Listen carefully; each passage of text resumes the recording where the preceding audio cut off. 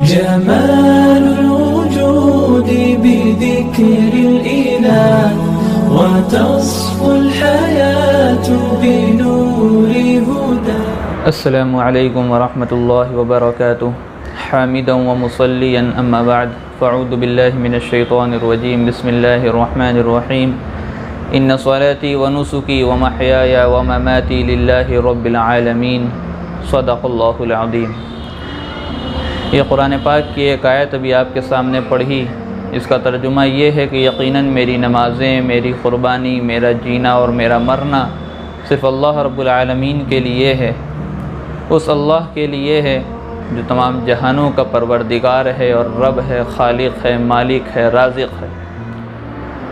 اس آیت سے پتہ یہ چلتا ہے کہ کوئی بندہ کوئی بھی نیک عمل کرے تو اس میں نیت یہ ہونا چاہیے کہ وہ اللہ کے لیے کر رہا ہے. اگر اس نیت میں کھوٹ ہوا، ریاکاری ہوئی اور اخلاص نہیں ہوا، اللہ کے لیے وہ کام نہیں ہوا، اس بات کا قوی اندیشہ ہے کہ وہ عمل اس کے منہ پہ مار دیا جائے گا اور وہ قابل قبول نہیں ہوگا.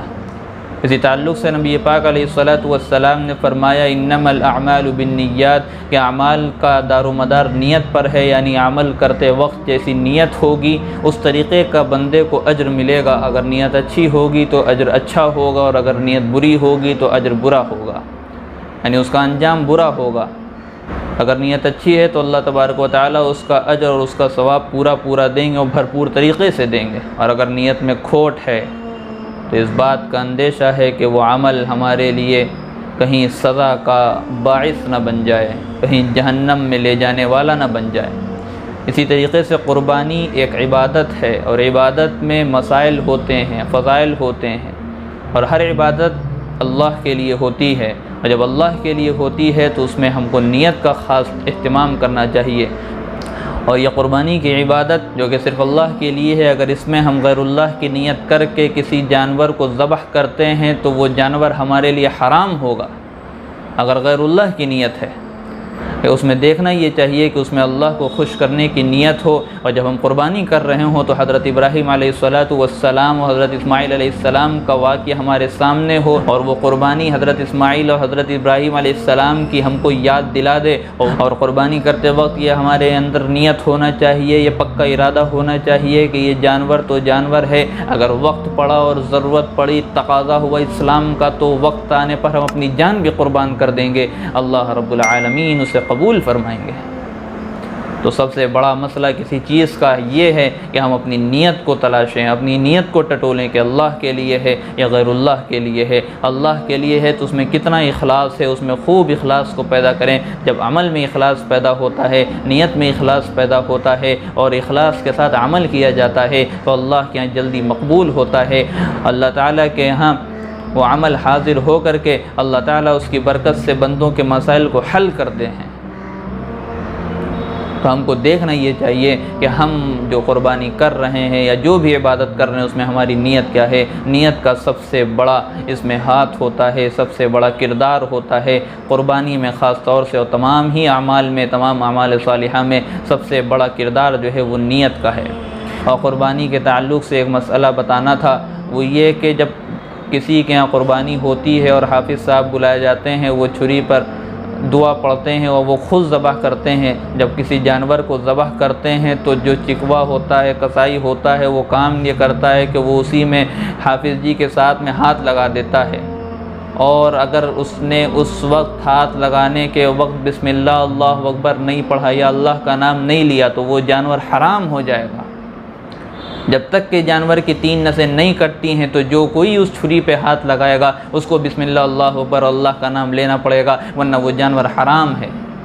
ہم کو چاہیے کہ ہم مسائل سے بھی جڑیں. جب عبادت ہے تو اس میں فضائل بھی ہوں گے، مسائل بھی ہوں گے. فضائل تو ہم کو معلومات ہو جاتی ہے، لیکن مسائل جاننے کے لیے ہم کو علماء سے، مفتیوں سے رابطہ کرنا پڑتا ہے. یہ وہ مسئلہ ہے جو عام طور سے اس پر دھیان نہیں دیا جاتا اور توجہ اس پہ نہیں دی جاتی.